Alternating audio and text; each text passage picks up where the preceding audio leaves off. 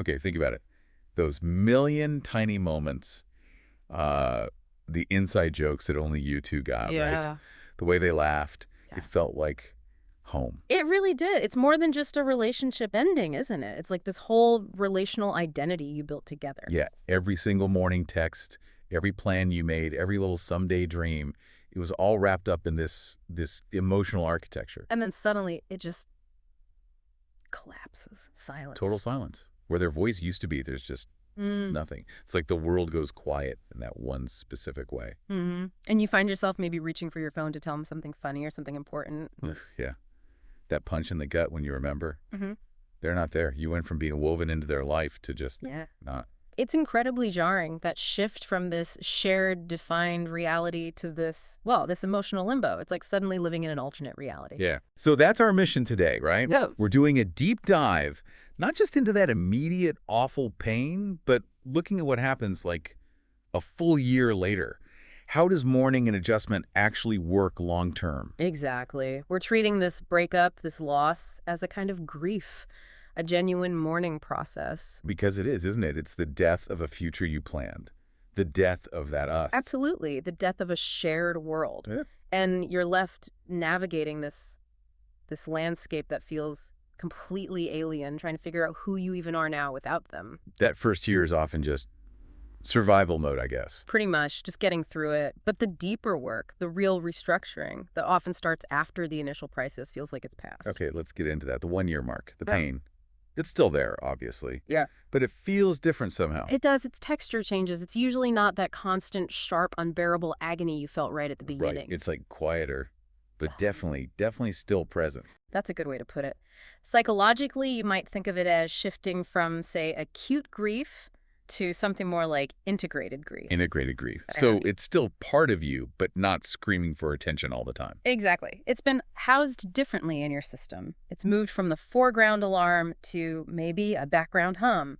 Still there, but you can function around it. But here's the thing that's kind of tricky. It gets sneaky, doesn't it? Oh, absolutely sneaky. Like the big crying jags might stop, but then, bam, something tiny triggers it. Those unexpected emotional tripwires. Yes. You could be having a perfectly fine day, maybe even a good week, and then you hear that song or see someone wearing a similar coat or even just hear their name mentioned casually. Mm-hmm. And it's like this instant physical pang Yeah. right in the chest. That sudden jolt. It tells us a lot about how the brain handles this kind of loss. It's tied into memory and association. The brain is slowly learning that the trigger, like the song, doesn't lead to the reward, their presence anymore. But that unlearning takes a really long time, even a year later. Oh, it can. Those neural pathways are surprisingly stubborn, especially with sensory stuff. Like smells. Exactly. Scent memory is incredibly powerful. You walk past someone wearing their perfume or cologne.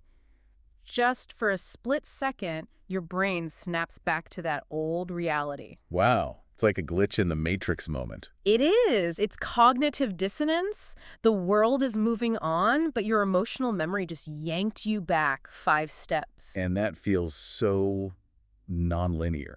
Everyone expects you to be over it by a year, right? Moving in a straight line. Society definitely pushes that narrative. But healing just doesn't work like that. Internally, you're still wrestling with the ghost of that relationship, that shared world. Which kind of leads us to the next big thing, doesn't it? Rebuilding yourself. Yes, the identity piece.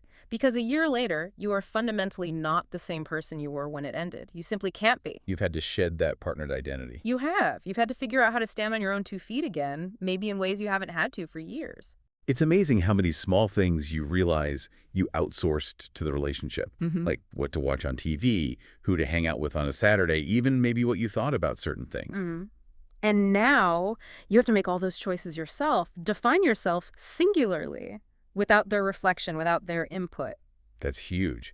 And it's happening while you're still dealing with the ghost. And it's complicated by something unique to breakups, unlike, say, bereavement through death. Which is? The other person is still out there, living their life, a life you're completely shut out of. Oh, God. The unanswerable questions. That's maybe the worst part. It's a huge psychological stressor. Are they happy?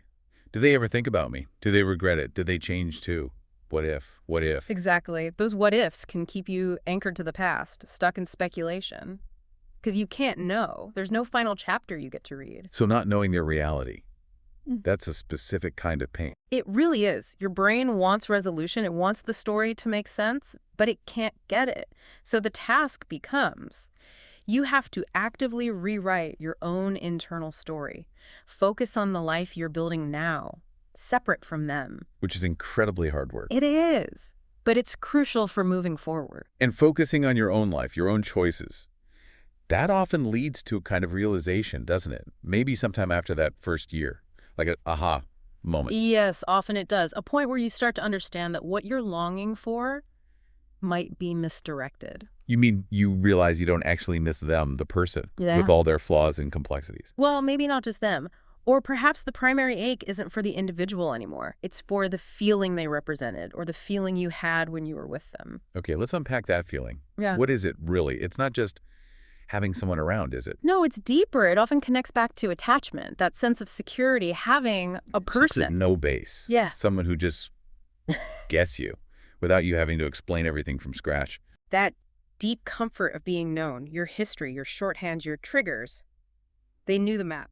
So you miss the feeling of being known like that.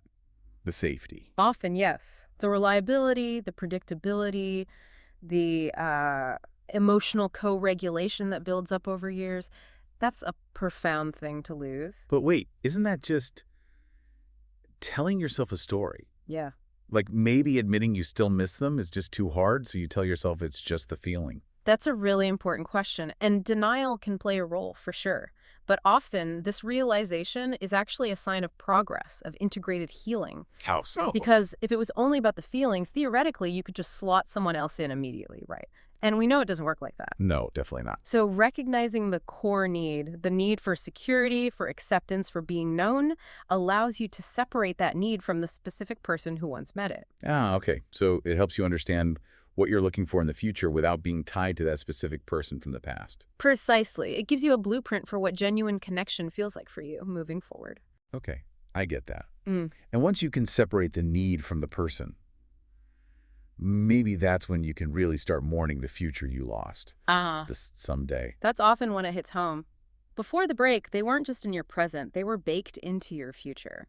Your 5-year plan where you thought you'd live, holidays, kids maybe. Yeah, all those imagined futures. It's the loss of your narrative coherence. You didn't just lose a partner. You lost decades of potential memories you hadn't even made. Yeah. You have to dismantle that entire vision. Yeah, devastating. It is. It's a massive structural reevaluation of your life path. And maybe around the year mark or sometime after, there's a shift. Mm. You stop waiting. That's a huge turning point. That waiting game, wondering, what if they come back? Playing scenarios in your head. Yeah. It's psychologically exhausting. It keeps you stuck in that limbo. Right.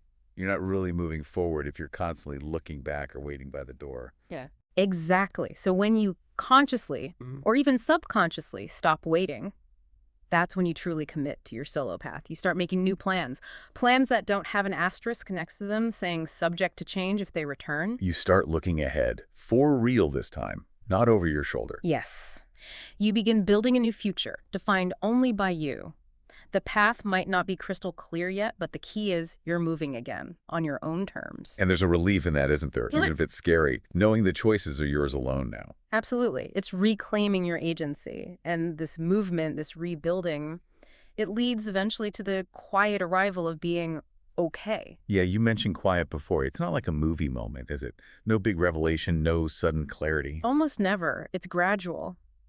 So gradual, you often don't notice it happening. You look back and realize, I've actually been feeling a bit better for a while now. It sneaks up on you, just like the pain did earlier. It does. It's an accumulation of tiny shifts, small victories that show your brain, your emotional system has been quietly rewiring itself. Can we pinpoint some of those signs, those subtle markers that show healing is happening? Definitely. One big one is laughter.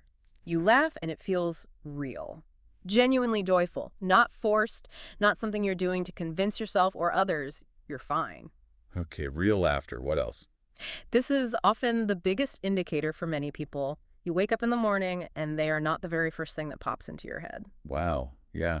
That internal monologue has finally shifted its focus. Exactly. Your brain has other priorities now, and maybe a third one which connects back to those triggers. Your tripwires. Yeah. You walk past that restaurant or hear that song or see that place you used to go, and instead of that familiar pang, that lump in your throat, that wave of sadness, you just keep walking. I just keep walking. You notice it, maybe acknowledge the memory, but it doesn't derail you. It's become historical data, not an open wound. That feels like Yeah. real progress. What? Integrating the memory without the intense emotional reaction. That's the core of it. It shows you've successfully restructured your internal world around the loss. You've accepted it as part of your past, but it no longer dictates your present or future. So you're not the same person who fell apart a year ago. Not at all. You're someone who went through something incredibly difficult and rebuilt yourself, hopefully stronger and more self-aware. Okay, so let's try and synthesize this deep dive then. Healing from a major breakup, especially a year out, it's really about mourning a whole shared world. And restructuring your identity without that person. And doing the slow, often unconscious work of pruning those painful mental connections. And it takes time, precisely because it's so fundamental. You're basically laying an entire reality to rest. Exactly. And understanding that process, maybe it helps you give yourself a bit more grace, to understand you're not broken or taking too long. You're just moving through something that genuinely matters. Something that mattered deeply. Yeah. So the question then becomes, what's the end goal? Is it forgetting? Do you ever completely forget? I don't know. Maybe forgetting isn't the right word. Perhaps it's more about the memories losing their power. I think that's closer to it. Time softens the edges. The ultimate destination isn't erasing the past. Maybe it's just coming home to yourself again. Coming home to yourself, feeling lighter, maybe more sure of who you are now. Exactly. Ready to build new connections, new forms of security from this new place.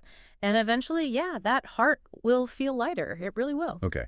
So as we wrap up, thinking about this whole journey of restructuring your emotional world, We want to leave you with something to mull over, a final thought as you navigate this. think about this. Sometimes, maybe the hardest loss you're still mourning, even a year later, isn't actually the person who left. Maybe it's the version of yourself you had to let go of. Ooh. Yeah, that specific self who existed and thrived within that shared world, the one who felt secure, known, part of an us, that version of you is also gone. And learning to love and nurture the person you are now, the one who remains after the collapse. Yeah. Maybe that's the deepest form of healing there is.